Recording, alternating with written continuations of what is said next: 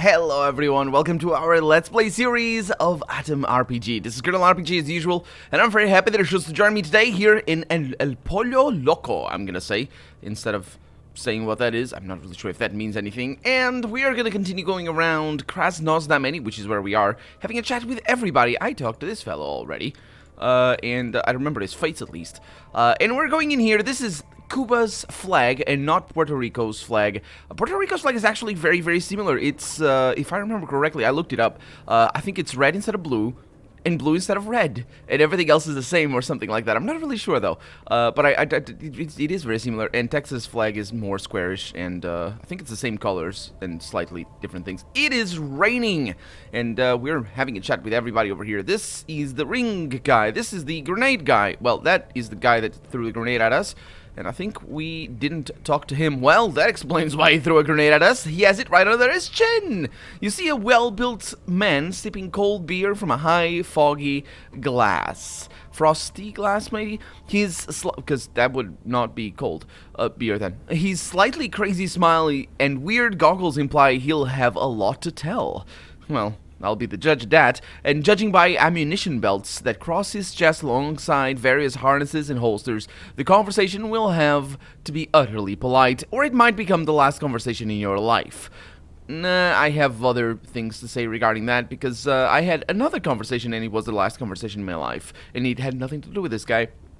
And it wasn't him who killed me, though, but still, anyway. Hiya, youngster! Have you come to hear my stories or just to chat? Ha-ha! The man gives you a sudden close look and clicks his finger against his grenade amulet. But I strongly advise you against making me angry. Well, I guess we have our objective there, then.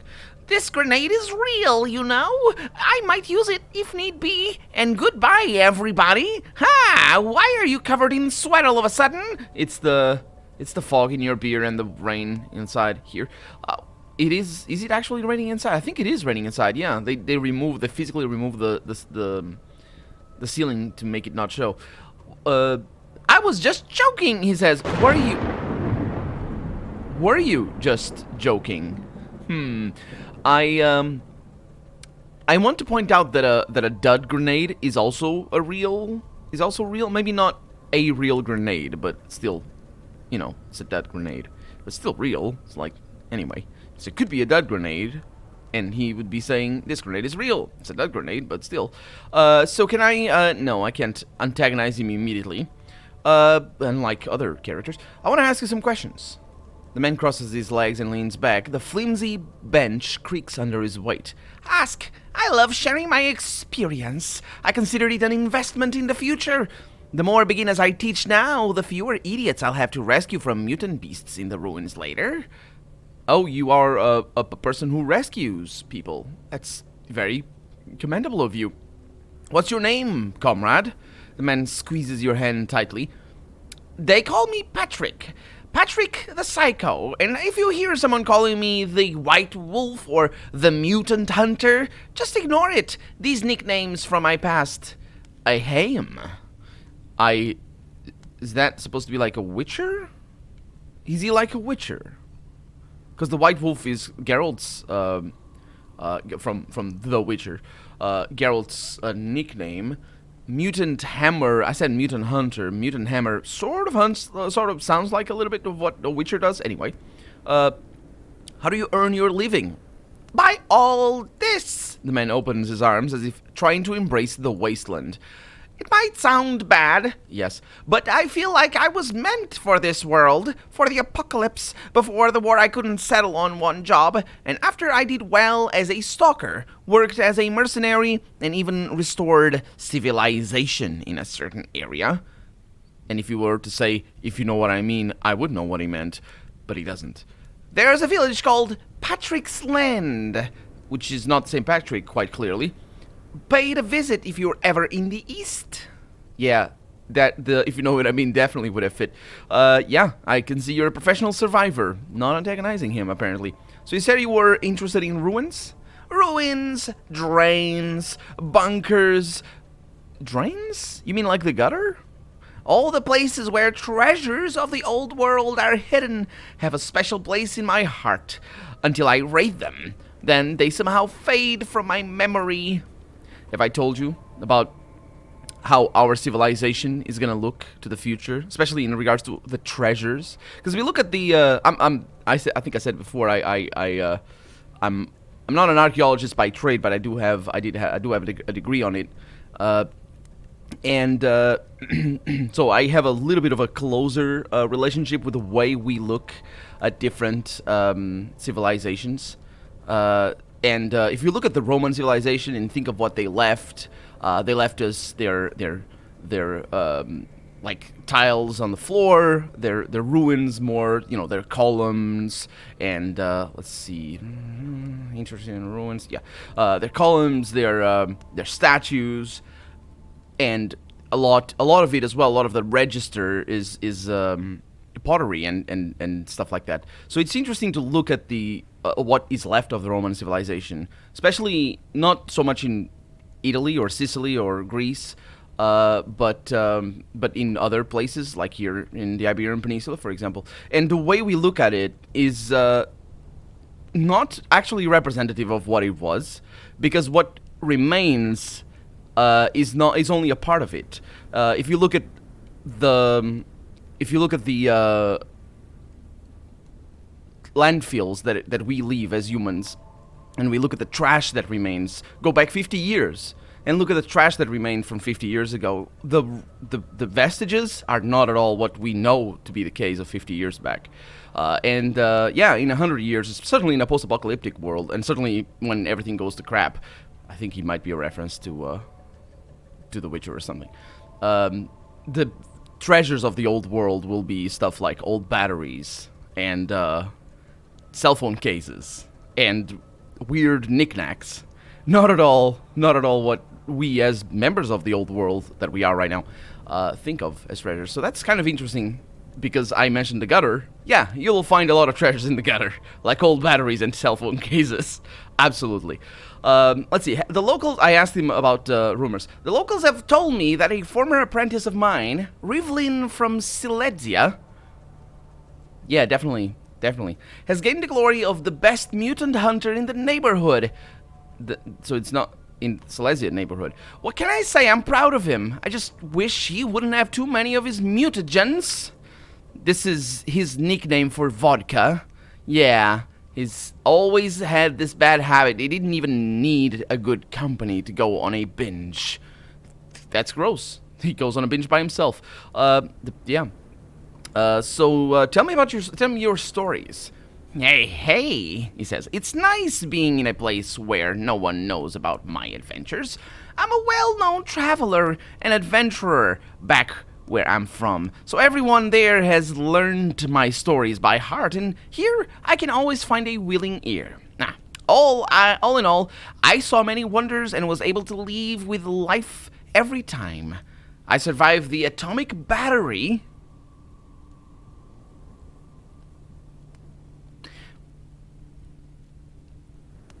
I don't know what that is. Is it like...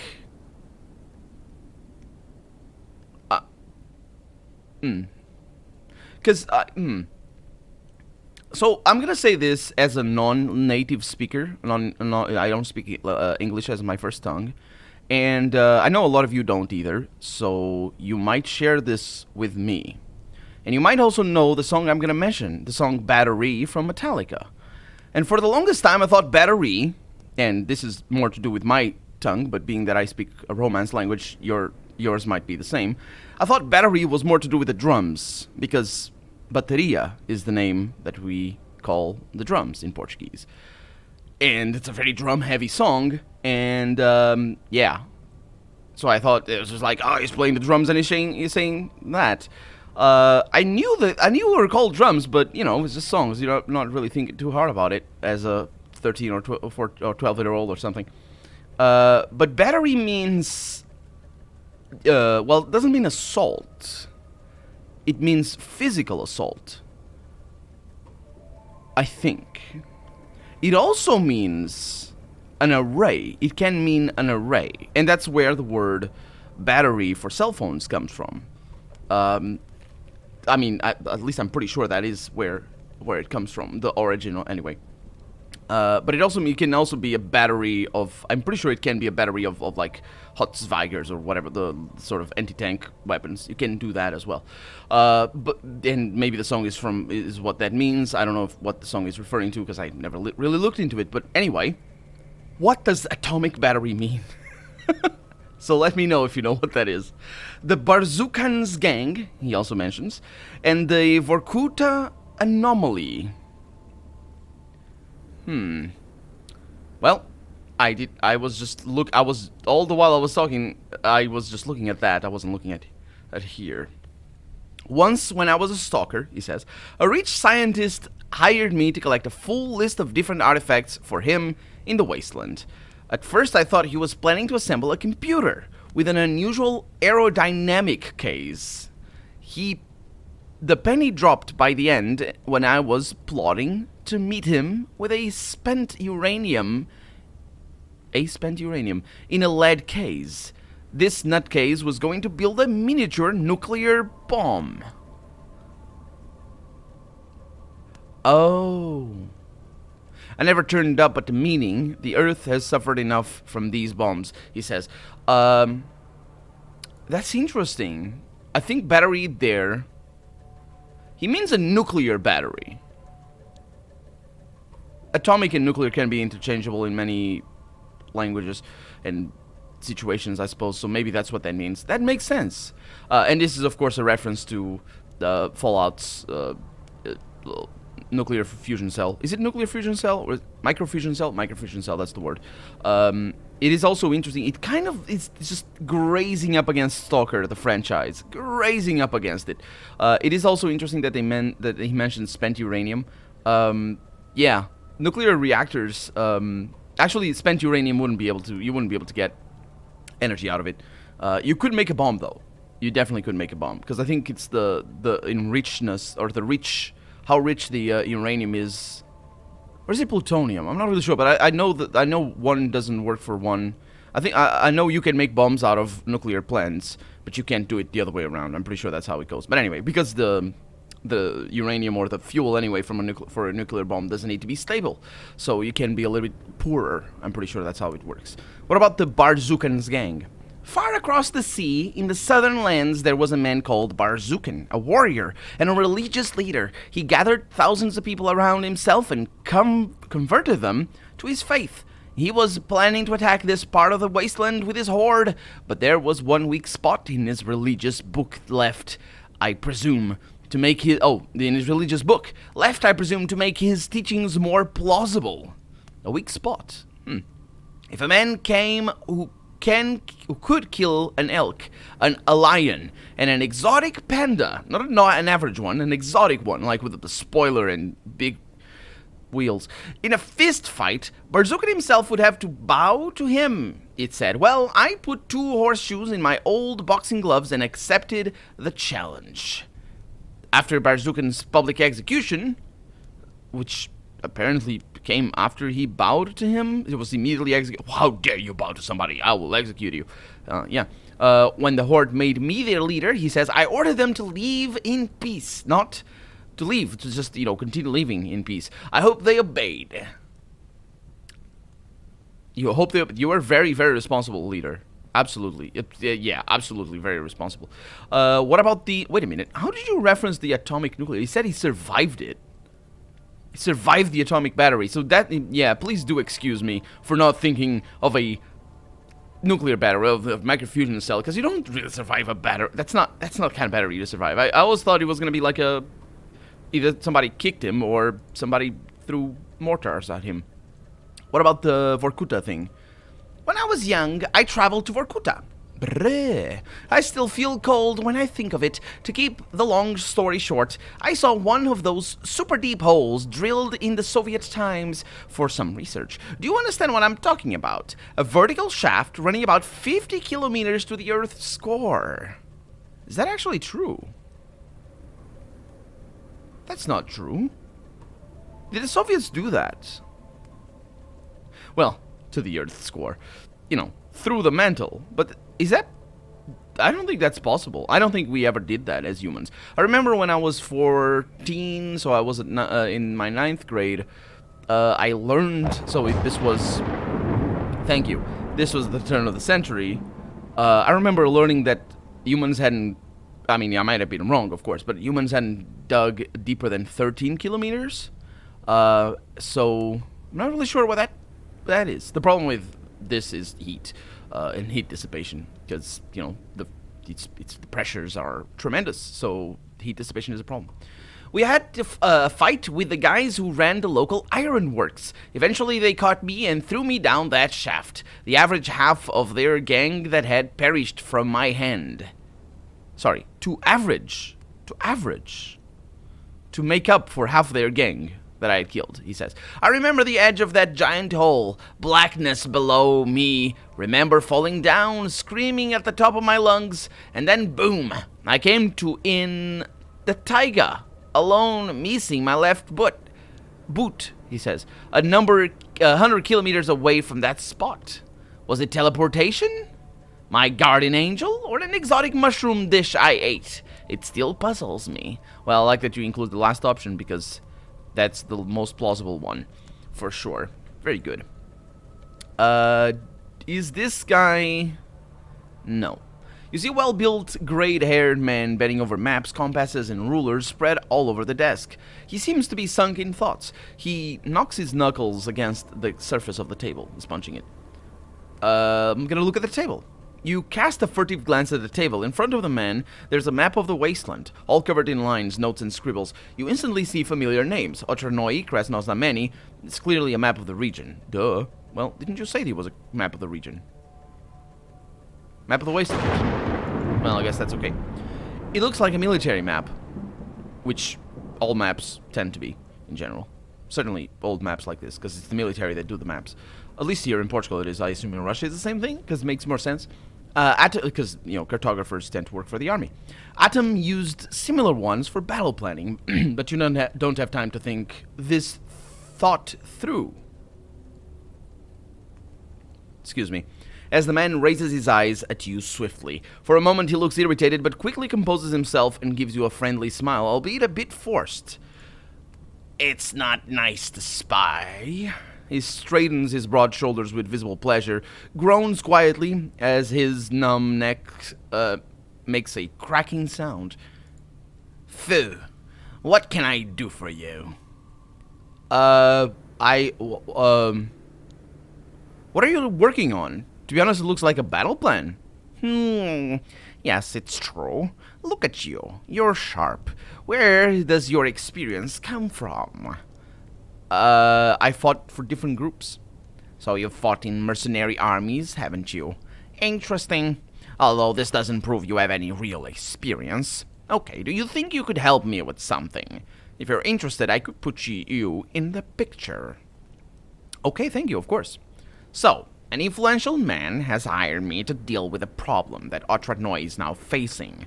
At the moment, I'm looking for people who could do this job, but it turns out that those I'd like to see involved are not too eager to respond to my call. I would like to respond to your call. Response. Who's your employer? Actually, I thought he was the employer. But apparently, he's not, if you don't mind me asking. Why would I mind? On the contrary, he asked me to spread the word about it. It was Dan from the factory, Denisovich, who hired me. So not Denis Denisovich Dan, like we heard before. Perhaps you've heard of him. He's sort of in charge over the village, so I assume he doesn't want any harm to go its way, but he's not sure his gang can cope. What threat is Otrnoi facing exactly, even though he didn't mention a threat? Did he mention a threat? He mentioned a situation. The problem. I suppose that's okay, yeah. At the moment, it's a big gang of slave owners who have decided to take over the village and turn it into its central base in the wasteland. Their central base.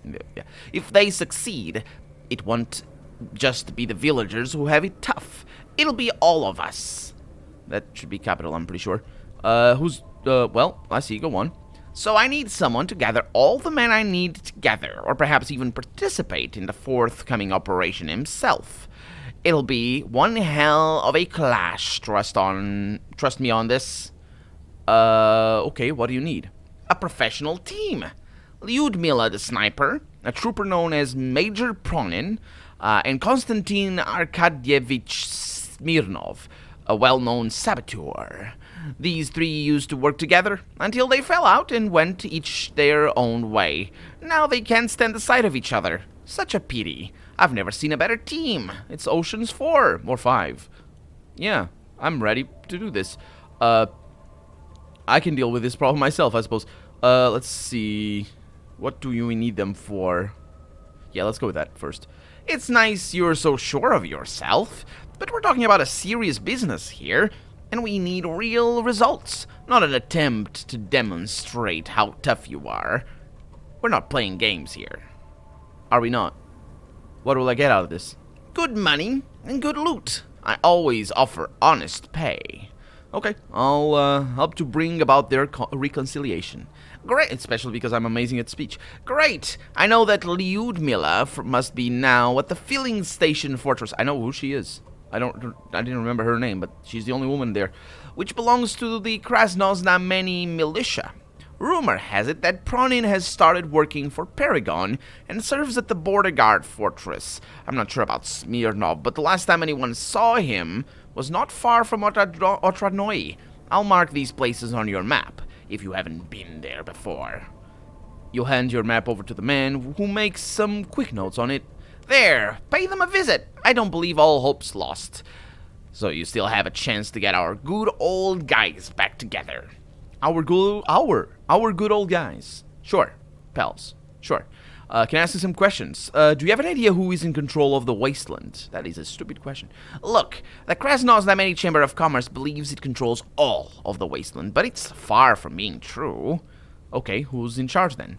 De facto, Krasnoznameni controls the shore. Paragon watches over the north, and the factory gang of Denis Denisovich Dan controls the lands in between. Okay, what about the Chamber of Commerce? The Chamber of Commerce was founded by former prominent party members, heads of big enterprises and bureaucrats of all kinds, the bravest and the most cunning of them. Quite a while ago, in the post-war chaos, they were able to build up a team and take over all the cushy places, places on the shore. Now they've declared themselves to be the successors of the statehood and the greatest power in the wastes. I have to admit they indeed achieved quite a lot. They have restored the power plant and founded a TV channel. I mentioned my problems with those already. It is indeed something, but it's not enough to call them the greatest power. Yeah. So, what is their relationship with the other groups? The Chamber of Commerce believes itself to be somewhat of a lord over the other organizations, but don't think for a second that it means they are absolutely relaxed. Krasnoznameni knows full well that the wasteland exists solely thanks to a complex system of checks and balances. Does it? The wasteland exists... Does that...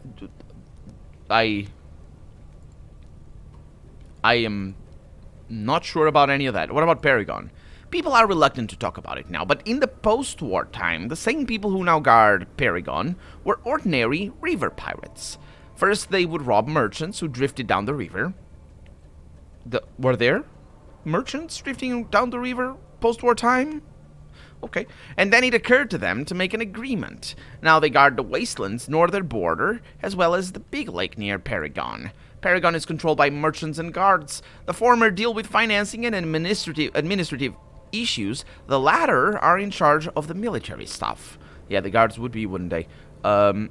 So, how they look at the other groups. For some reason, Paragon doesn't like Dan and his gang. Most likely, they had some sort of sort of a fight when both were mere gangsters. Their relationships with the Chamber of Commerce are slightly better. They pay lip service to the Chamber and call them part of the Commonwealth, but in fact they are absolutely autonomous, and even if they ever ask for Krasnoznameni's opinion on some matters, this is mostly for appearances' sake.